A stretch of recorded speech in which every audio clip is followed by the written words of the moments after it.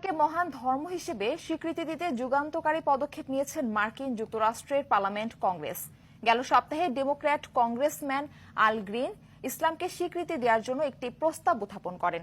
এরপর কংগ্রেস এই প্রস্তাব গ্রহণ করে বিবেচনার জন্য পররাষ্ট্র বিষয়ক হাউস কমিটির কাছে পাঠিয়ে দেয়। বিলটিতে বিশ্বজুড়ে শান্তি ও সম্প্রীতি রক্ষায় ইসলামের অবদানের স্বীকৃতি দেওয়ার কথা বলা হয়েছে। বিস্তারিত জানাচ্ছেন নূর হোসেন।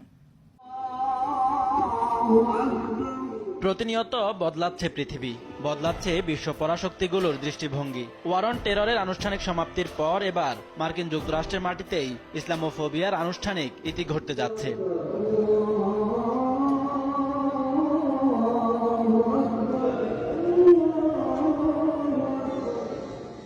এরই মধ্যে এক যুগান্তকারী পদক্ষেপ নিয়েছে মার্কিন কংগ্রেস। ইসলামকে মহান ধর্ম হিসেবে স্বীকৃতি দিতে উত্থাপিত প্রস্তাব গ্রহণ করেছে যুক্তরাষ্ট্রের এই পার্লামেন্ট।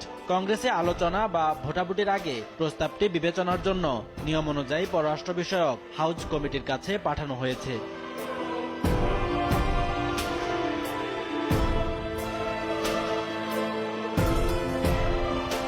বিশ্বজুড়ে শান্তি ও সম্প্রীতি রক্ষায় ইসলামের যে অবদান রয়েছে তার স্বীকৃতি দিতে এই প্রস্তাব উত্থাপন করা হয়। টেক্সাস থেকে নির্বাচিত কংগ্রেসম্যান আল গ্রিন এই প্রস্তাব দেন। এতে সম্মতি দিয়েছেন ইলহান ওমর, রাশিদা তাইয়েব ও আঞ্জে কার্সন।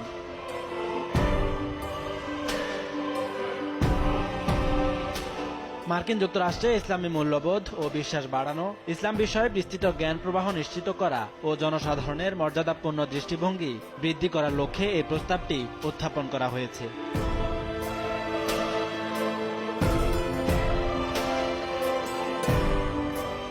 প্রস্তাবে ইসলামের মৌলিক বিধিবিধান, মুসলিম সম্প্রদায়ের দীর্ঘদিনের ঐতিহ্য, আচার অনুষ্ঠান বিষয়ে বিস্তারিত উল্লেখ করা হয়েছে। এতে বলা হয়, ইসলাম শব্দের অর্থ হল আল্লাহর ইচ্ছার কাছে আত্মসমর্পণ ও শান্তি।